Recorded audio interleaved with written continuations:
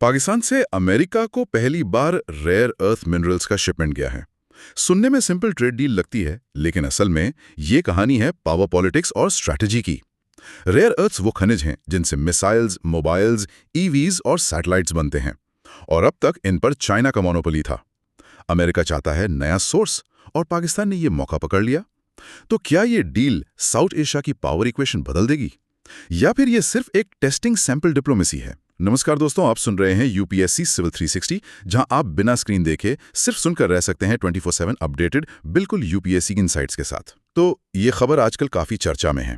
पाकिस्तान ने अपना पहला कंसाइनमेंट, मतलब एक पहला शिपमेंट रेयर अर्थ एलिमेंट्स और दूसरे क्रिटिकल मिनरल्स का अमेरिका को भेजा है। हाँ, और ये गया है एक अमेरिकन कंपनी को, यूएस स्ट्रेटेजिक मेटल्स या यूएसएसएम जिसे कहते हैं। बिल्कुल। सुनने में तो ये एक सीधी सादी ट्रेड डील लगती है, लेकिन इसके पीछे कई परतें हैं, काफी गहरी। एब्सोल्युटली। वॉशिंगटन में इससे एक इम्पॉर्टेंट स्टेप माना जा रहा है, एक मेजर माइलस्टोन। उनका मानना है कि ये कदम पाकिस्तान को ग्लोबल सप्लाई चेन, खासकर क्रिटिकल मिनरल्स की, उसका एक अहम हिस्सा बना सकता है। एग्जैक्टली। और जैसा आपने कहा, ये मिनरल्स आजकल की टेक्नोलॉजी, हमारी इंडस्ट्रीज और यहाँ तक कि नेशनल सिक्योरिटी के लिए भी कितने वाइटल हैं। हाँ, ये सिर्फ कहने की बातें नहीं है। इस शिपमेंट में था क्या असल में? रिपोर्ट्स बता रही हैं कि ये एक सैंपल शिपमेंट था। हाँ, सैंपल शिपमेंट। इसमें एंटीमनी था, कॉपर कॉन्सेंट्रेट था और कुछ बहुत जरूरी आरईएस जैसे नियोडोमियम और प्रेसिडियम भी शामिल थे। लेकिन ये सिर्फ एक सैंपल है, जैसा आपने कहा। इसके पीछे एक बड़ा गेम प्लान नजर आ रहा है। सुना है सितंबर में पाकिस्तान की फ्रंटियर वर्क्स ऑर्गेनाइजेशन FWO और यूएसएम के बीच एक अग्रीमेंट हुआ था, करीब $500 मिलियन का। हाँ बिल्कुल, ये $500 मिलियन का अग्रीमेंट एक्सप्लोरेशन और डेवलपमेंट के लिए है। मतलब ये सिर्फ खरीदने बेचने की बात नहीं है। अच्छा। यूएसएम असल में पाकिस्तान में मिनरल्स ढूंढने, उन्हें निकालने के प्रोसेस में इन्वेस्ट करने की प्लानिंग कर रही है। इसमें प्रोसेसिंग फैसिलिटीज बनाना भी शामिल है। तो ये एक लॉन्ग टर्म स्ट्रैटेजिक मूव जैसा लग रहा है फिर। एग्जैक्टली। ये दिखाता है कि ये सिर्फ एक वन ऑफ शिपमेंट नहीं, बल्कि एक लंबी सोच का हिस्सा हो सकता है। वहीं पे FWO का रोल बड़ा इंटरेस्टिंग हो जाता है ना। हाँ, फ्रंटियर वर्क्स ऑर्गेनाइजेशन। हाँ। FWO ये पाकिस्तान की मिलिट्री द्वारा कंट्रोल की जाने वाली एंटिटी है। अच्छा, मिलिट्री कंट्रोल। हाँ, ऑफिशियली तो बताया जा रहा है कि ये माइनिंग, लॉजिस्टिक्स और मिनरल डिस्पैच के लिए रिस्पॉन्सिबल है और इस डील को फैसिलिटेट कर रही है। लेकिन सवाल तो ये उठता है, क्या सेना का रोल सिर्फ लॉजिस्टिक्स तक ही लिमिटेड है या कुछ और भी है? ये सवाल सिर्फ हम नहीं पूछ रहे, ये पाकिस्तान के अंदर भी जोरों से उठ रहा है। ट्रांसपेरेंसी को लेके बहुत सीरियस कंसर्न्स हैं। जैसे पूर्व प्राइम मिनिस्टर इमरान खान की पार्टी PTI है ना, पाकिस्तान तहरीक इंसाफ, वो इसे एक सीक्रेट डील कह रहे हैं। सीक्रेट डील क्यों? उनका मेन आरोप है कि पार्लियामेंट को बिल्कुल अंधेरे में रखा गया, पब्लिक को भरोसे में नहीं लिया गया।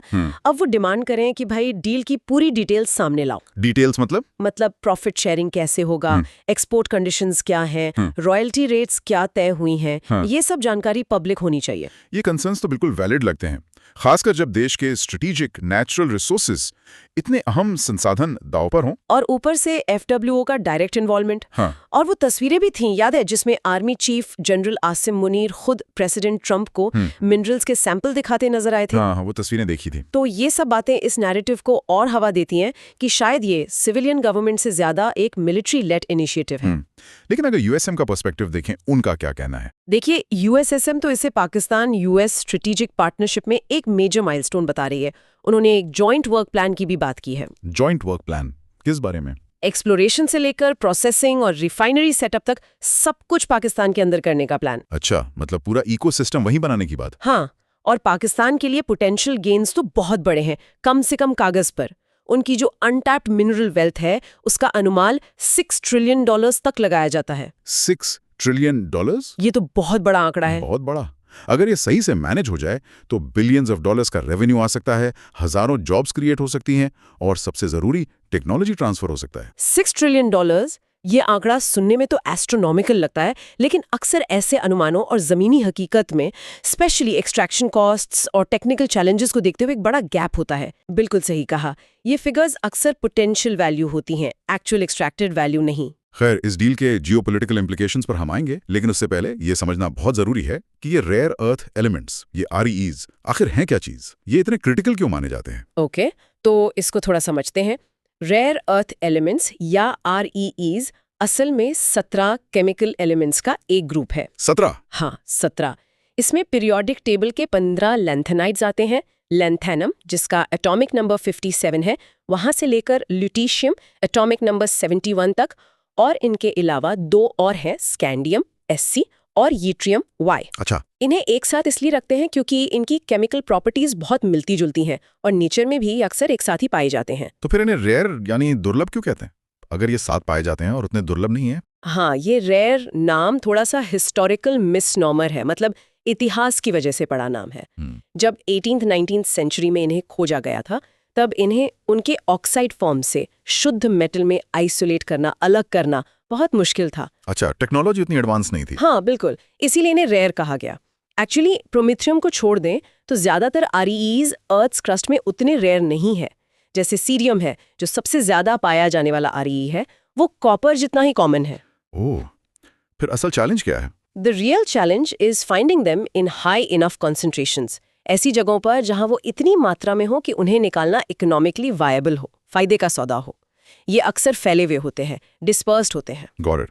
तो concentration is the key challenge, ना कि उनकी एब्सोल्यूट रेयरिटी। अच्छा, इनकी ऐसी कौन सी प्रॉपर्टीज हैं, कौन से गुण हैं जो इन्हें मॉडर्न टेक्नोलॉजी का विटामिन बनाती हैं, जैसा कि कई लोग कहते हैं? प्रिसाइसली, वाइटामिन्स इन्हें इसीलिए कहते हैं क्योंकि थोड़ी सी मात्रा में भी ये मटेरियल्स की परफॉर्मेंस को ड्रामेटिकली इंप्रूव कर देते हैं, बहुत ज्यादा बढ़ा देते हैं। जनरली इनकी डेंसिटी हाई होती है, मेल्टिंग पॉइंट्स हाई होते हैं और ये इलेक्ट्रिसिटी और हीट के अच्छे कंडक्टर्स हैं। ओके।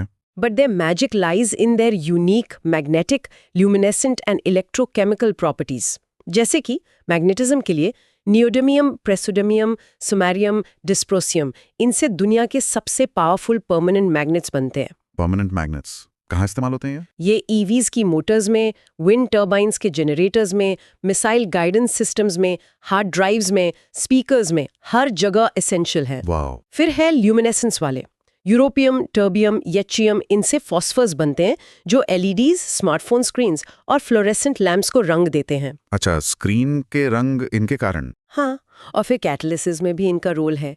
सीरियम, लैंथिनम, ये पेट्रोलियम रिफाइनिंग में कैटलिस्ट की तरह यूज होते हैं। पोल्यूशन कंट्रोल में, जैसे गाड़ियों के कैटलिटिक कन्वर्टर्स में मदद करते हैं। तो मतलब एप्लीकेशंस तो अनगिनत हैं। बिल्कुल। इन्हें ब्रॉडली 2 ग्रुप्स में बांटा जाता है, लाइट REs, LREs, ला से U तक, और हैवी REs, HREs, GD से LU तक, प्लस SCNY। हैवी REs आमतौर पर ज्यादा रेयर और ज्यादा वैल्यूएबल होते हैं। और ये मिलते किन खनिजों में हैं?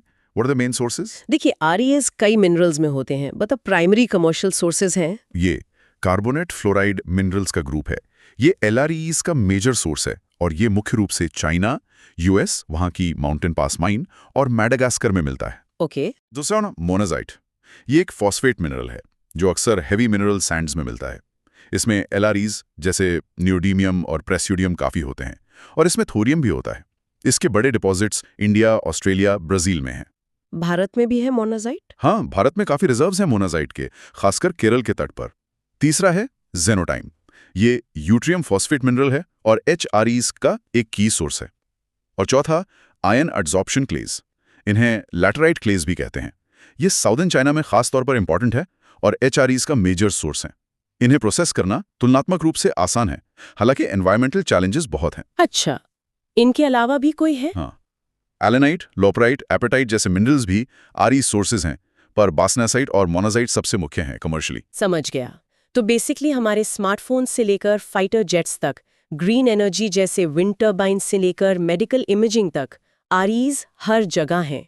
और पाकिस्तान के शिपमेंट में नियोडीमियम, प्रेसिडियम थे जो मैग्नेट्स के लिए की हैं, कॉपर कॉन्सेंट्रेट जो पावर इंफ्रास्ट्रक्चर और इलेक्ट्रॉनिक्स के लिए क्रिटिकल है, और एंटीमोनी जो बैटरीज और सेमीकंडक्टर्स में यूज होता है। नो वंडर इन्हें क्रिटिकल मिनरल्स कहते हैं। इनके बिना तो मॉडर्न लाइफ इमेजिन करना ही मुश्किल है। एग्जैक्टली। और इनके रिलायबल सब्स्टिट्यूट्स, मतलब इनका कोई अच्छा विकल्प ढूंढना बहुत मुश्किल है, which gives them immense strategic value. और यहीं से जियोपॉलिटिक्स का एंगल शुरू होता है। राइट। तो अब आते हैं जियोपॉलिटिकल चेस बोर्ड पर। अमेरिका इस डील में इतना इन्वेस्टेड क्यों लग रहा है? क्या ये सिर्फ मिनरल्स की बात है? देखिए, ये मुख्य रूप से सप्लाई चेन को चाइना पर निर्भरता से डाइवर्सिफाई करने की कोशिश है। Currently China RE supply chain के लगभग हर स्टेज को डोमिनेट करता है, माइनिंग से लेके सेपरेशन, रिफाइनिंग और आखिर में मैग्नेट प्रोडक्शन तक। कितना डोमिनेट करता है चाइना अंदाजन? एस्टिमेट्स अलग अलग हैं, बट चाइना माइनिंग का करीब 60% कंट्रोल करता है और प्रोसेसिंग और रिफाइनिंग का तो 85-90% से भी ज्यादा ग्लोबली। बाप रे! हाँ, 85-90% प्रोसेसिंग? हाँ, this gives Beijing tremendous leverage. याद है 2010 में क्या हुआ था, जब चाइना ने एक टेरिटोरियल डिस्प्यूट के दौरान जापान को आरईई एक्सपोर्ट्स रोक दिए थे। हाँ, वो इंसिडेंट तो पूरी दुनिया के लिए एक वेकअप कॉल था। बिल्कुल। तो यूएस एक्टिवली ऐसे ऑल्टरनेटिव रिलायबल पार्टनर्स ढूंढ रहा है। और पाकिस्तान इस पिक्चर में कैसे फिट होता है? पाकिस्तान एक पोटेंशियल ऑल्टरनेटिव सोर्स ऑफर करता है और स्ट्रेटेजिकली इंपॉर्टेंट लोकेशन पर है। यूएस के लिए ये सिर्फ मिनरल सिक्योर करने की बात नहीं है, बल्कि पाकिस्तान के साथ अपने रिश्ते मजबूत करने का भी एक जरिया है, शायद चाइना के इन्फ्लुएंस को काउंटर करने का भी। हमने देखा हाई लेवल मीटिंग्स हुई हैं, पाकिस्तान के पीएम और आर्मी चीफ की प्रेसिडेंट ट्रंप से मुलाकात, जनरल मुनीर के वॉशिंगटन दौरे। ये सब दिखाता है कि बैकग्राउंड में काफी कुछ चल रहा है। It's likely a mix of economic and strategic interests. Interesting. तो अमेरिका के लिए डाइवर्सिफिकेशन और स्ट्रेटेजिक पार्टनरशिप का मामला है, लेकिन पाकिस्तान के पर्सपेक्टिव से देखें तो $6 ट्रिलियन पोटेंशियल के आकर्षण के अलावा इसमें रिस्क्स और डोमेस्टिक चैलेंजेस क्या हैं? आपने ट्रांसपेरेंसी और मिलिट्री रोल की बात की थी, और क्या है? ट्रांसपेरेंसी और मिलिट्री के बड़े रोल के अलावा पाकिस्तान के अंदर कई और बड़ी चिंताएं हैं। पहली है सॉवरेनिटी कंसर्न्स। आलोचकों को डर है कि कहीं स्ट्रेटेजिक नेशनल रिसोर्सेज का कंट्रोल विदेशी कंपनियों के हाथ में ना चला जाए, खासकर ऐसी लॉन्ग टर्म कॉन्ट्रैक्ट्स के जरिए जिनके टर्म्स शायद पब्लिक स्क्रूटनी के बिना गुप्त रूप से तय किए गए हों। और प्रांतीय अधिकारों का क्या, जैसे Balochistan? Exactly. Provincial rights, specially Balochistan जैसे इलाके जो मिनरल्स में रिच हैं लेकिन पॉलिटिकली बहुत सेंसिटिव हैं, ये एक और बड़ा मुद्दा है। क्या प्रोविंसेस को कंसल्ट किया गया? क्या उन्हें उनका फेयर शेयर मिलेगा? ये सवाल उठ रहे हैं। दूसरा पॉइंट? दूसरा है इकोनॉमिक वायबिलिटी एंड रिस्क। क्या पाकिस्तान को इसकी सही कीमत मिल रही है? कहीं ऐसा तो नहीं कि शॉर्ट टर्म फाइनेंशियल रिलीफ की सख्त जरूरत के चलते लॉन्ग टर्म एसेट्स को अंडरवैल्यू किया जा रहा है? याद रखिए, वो $500 मिलियन इन्वेस्टमेंट का कमिटमेंट है, पाकिस्तान को अपफ्रंट पेमेंट नहीं। हाँ, ये इंपॉर्टेंट पॉइंट है। एक्चुअल इकोनॉमिक बेनिफिट तो सक्सेसफुल एक्सप्लोरेशन और कमर्शियली वायबल एक्सट्रैक्शन पे डिपेंड करेगा। बिल्कुल। तीसरा और बहुत अहम, environmental and social costs. RE mining और प्रोसेसिंग कुख्यात रूप से पोल्यूटिंग होते हैं। इनसे मिट्टी और पानी का भारी कंटेमिनेशन हो सकता है। रेडियो एक्टिव वेस्ट का भी खतरा है, खासकर मोनाजाइट जैसे मिनरल्स के साथ। क्या कोई एनवायरमेंटल इम्पैक्ट असेसमेंट हुआ है? यही तो सवाल है। क्या प्रॉपर EIA हुआ है?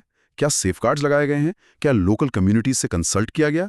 एक्टिविस्ट को डर है कि लॉन्ग टर्म इकोलॉजिकल डैमेज होगा, लोग डिस्प्लेस होंगे, खासकर इकोलॉजिकली फ्रजाइल एरियाज में। और वो पासनी पोर्ट वाली बात क्या है? हाँ, ये चौथा पॉइंट है, the Pasni port offer. Pakistan ने यूएस को मिनरल शिपमेंट्स के लिए पासनी पोर्ट इस्तेमाल करने का ऑफर दिया है। ये एक और स्ट्रेटेजिक लेयर जोड़ता है। पासनी कहाँ है? पवानी ग्वादर पोर्ट, जो सीपैक का की पोर्ट है और ईरान बॉर्डर के पास है। इसे क्रिटिकल मिनरल्स के लिए पोटेंशियल टर्मिनल के तौर पर पिच करना यूएस के साथ एक गहरी स्ट्रैटेजिक अलाइनमेंट का संकेत देता है। इसका असर ग्वादर और ईरान से जुड़े रीजनल डायनामिक्स पर पड़ सकता है। ये तो वाकई एक बहुत कॉम्प्लेक्स सिचुएशन है पाकिस्तान के लिए। एक तरफ इकोनॉमिक अपॉर्चुनिटी है, तो दूसरी तरफ सॉवरेनिटी, एनवायरमेंटल डैमेज और इंटरनल पॉलिटिकल बैकलैश का रियल रिस्क भी है। It's a high stakes Gamble. बिल्कुल। अब इस पूरी इक्वेशन में सबसे बड़ा वेरिएबल चाइना, पाकिस्तान का ऑल वेदर फ्रेंड, सीपैक का मेन ड्राइवर। चाइना इस बढ़ती यूएस पाकिस्तान नजदीकी को कैसे देख रहा होगा, स्पेशली इस स्ट्रेटेजिक मिनरल्स सेक्टर में? That's the $multi-billion question. China यकीनन इसे बहुत ध्यान से देख रहा होगा, और शायद चिंता के साथ भी। क्यों? क्या कारण हो सकते हैं? कई कारण हैं। पहला, ये चाइना के आरई मार्केट में डोमिनेंस को सीधा चैलेंज है। यूएस की तरफ से डाइवर्सिफिकेशन की कोई भी कोशिश, खासकर पाकिस्तान जैसे देश के साथ जहां चाइना ने भारी इन्वेस्टमेंट किया है, वो चाइना के मार्केट शेयर और स्ट्रेटेजिक लीवरेज पर असर डालती है। दूसरा, ये पाकिस्तान की फॉरेन पॉलिसी में एक पोटेंशियल रीबैलेंसिंग का संकेत हो सकता है। हालांकि पाकिस्तान चीन के साथ अपने करीबी रिश्ते बनाए रखेगा सीपैक और डिफेंस डिपेंडेंसी को देखते हुए, लेकिन ये डील शायद इस्लामाबाद का बीजिंग को ये दिखाने का तरीका हो कि उसके पास दूसरे ऑप्शंस भी हैं और वो पूरी तरह चाइना पर डिपेंडेंट नहीं है। इससे पाकिस्तान को बार्गेनिंग पावर मिल सकती है? हाँ, इससे पाकिस्तान को दोनों सुपर पावर्स के साथ बार्गेनिंग पावर मिल सकती है। तीसरा, इससे चाइना पाकिस्तान रिलेशनशिप में फ्रिक्शन भी आ सकता है। चाइना ने सीपैक के जरिए पाकिस्तान के इंफ्रास्ट्रक्चर और माइनिंग सेक्टर्स में बहुत इन्वेस्ट किया है। अगर यूएस कंपनीज को स्ट्रेटेजिक मिनरल्स में बड़ी कंसेशंस मिलती हैं जो पोटेंशियली चाइनीज इंटरेस्ट के साथ compete करें या उन्हें अंडरमाइन करें, तो टेंशंस बढ़ सकती हैं। So Pakistan might be trying to play both sides, leveraging its strategic location and resources. ये तो साउथ एशिया के जियोपॉलिटिकल अलाइनमेंट्स को काफी हद तक बदल सकता है। Which brings us to the crucial question from our perspective, Bharat के लिए इसके मायने क्या हैं? What are the implications for India? Bharat के लिए ये डेवलपमेंट बहुत केयरफुल मॉनिटरिंग और एक स्ट्रैटेजिक रिस्पांस की मांग करता है। इसके मुख्य इम्प्लीकेशंस क्या हो सकते हैं? पहला है जियोपॉलिटिकल शिफ्ट। यूएस पाकिस्तान के बीच बढ़ता स्ट्रेटेजिक एंगेजमेंट, खासकर क्रिटिकल मिनरल्स को लेकर, रीजनल बैलेंस को बदल सकता है। अगर पाकिस्तान यूएस बैकिंग की वजह से स्ट्रेटेजिकली ज्यादा एम्पावर्ड महसूस करता है तो उसका रवैया ज्यादा असर्टिव हो सकता है। ट्रंप एडमिनिस्ट्रेशन की पाकिस्तानी एस्टैब्लिशमेंट के प्रति जो कथित नरमी थी, वो इस चिंता को और बढ़ाती है। दूसरा है रिसोर्स सिक्योरिटी। भारत भी यूएस की तरह आरईईज और क्रिटिकल मिनरल्स के लिए चाइना पर बहुत ज्यादा डिपेंडेंट है। अब हालांकि पाकिस्तान का एक सोर्स के तौर पर उभरना डाइवर्सिफिकेशन जैसा लग सकता है, लेकिन वहां की पॉलिटिकल इंस्टेबिलिटी और भारत पाकिस्तान के जटिल रिश्ते इसे भारत के लिए एक अनरिलायबल ऑप्शन बनाते हैं। तो ये भारत की मदद नहीं करेगा, बल्कि ये डेवलपमेंट इस बात पर जोर देता है कि भारत को अपनी खुद की सप्लाई चेन्स सिक्योर करने की कितनी अर्जेंसी है। ऐसी सप्लाई चेन्स जो चाइना और पोटेंशियली अनस्टेबल पड़ोसियों दोनों से इंडिपेंडेंट हों। ये भारत की रिसोर्स सिक्योरिटी चैलेंज को आसान नहीं बल्कि और कॉम्प्लेक्स बनाता है। और तीसरा है स्ट्रेटेजिक एंड सिक्योरिटी कंसर्न्स। इस डील में पाकिस्तानी मिलिट्री, एफडब्ल्यूओ का प्रमुख रोल, साथ में पासनी पोर्ट का ऑफर जो गवादर और ईरान बॉर्डर के पास है, ये सब भारत के लिए सिक्योरिटी रेड फ्लैग्स उठाते हैं। मिनरल ट्रेड की आड़ में इन स्ट्रेटेजिक लोकेशंस के पास कोई भी फॉरेन मिलिट्री या इंटेलिजेंस प्रेजेंस पर कड़ी नजर रखने की जरूरत है। इसका असर अरेबियन सी में मैरिटाइम सिक्योरिटी और रीजनल स्टेबिलिटी पर पड़ सकता है। गिवन दीज इम्प्लीकेशंस, भारत की स्ट्रैटेजी क्या होनी चाहिए? भारत इस बदलते लैंडस्केप को कैसे नेविगेट कर सकता है? भारत को एक प्रोएक्टिव मल्टी प्रॉन्ग्ड अप्रोच अपनाना होगा। फोकस होना चाहिए सेल्फ रिलायंस और स्ट्रेटेजिक पार्टनरशिप्स पर। कैसे? थोड़ा विस्तार से बताएं। पहला, एक्सेलरेट आत्मनिर्भर भारत इन क्रिटिकल मिनरल्स। हमें डोमेस्टिक एक्सप्लोरेशन, माइनिंग और सबसे जरूरी आरईज के प्रोसेसिंग कैपेबिलिटीज को तेजी से बढ़ाना होगा। भारत के पास मोनाजाइट के अच्छे रिजर्व्स हैं, लेकिन हम डाउनस्ट्रीम प्रोसेसिंग और मैग्नेट मैन्युफैक्चरिंग में पीछे हैं। आर&डी में इन्वेस्ट करना, टेक्नोलॉजी एक्विजिशन और एक कंप्लीट डोमेस्टिक वैल्यू चेन बनाना पैरामाउंट है, सबसे जरूरी है। और पार्टनरशिप्स? हाँ, दूसरा है स्ट्रेटेजिक डाइवर्सिफिकेशन। हमें रिलायबल कंट्रीज जैसे Australia, Japan, USA, quad framework के तहत वियतनाम और शायद कुछ अफ्रीकन नेशंस के साथ एक्टिवली पार्टनरशिप्स करनी होंगी, ताकि ऑल्टरनेटिव आरई सोर्सेज सिक्योर किए जा सकें और प्रोसेसिंग टेक्नोलॉजीज पर कोलैबोरेट किया जा सके। मिनरल सिक्योरिटी पार्टनरशिप एमएसपी, जिसे भारत ने हाल ही में ज्वाइन किया है, वो इस दिशा में एक सही कदम है। तीसरा, यूएस पाकिस्तान डील की स्पेसिफिक्स पर कड़ी नजर रखनी होगी। क्या ये सिर्फ सैंपल्स हैं या कमर्शियल वॉल्यूम्स तक बात जारी है? असल टर्म्स क्या हैं?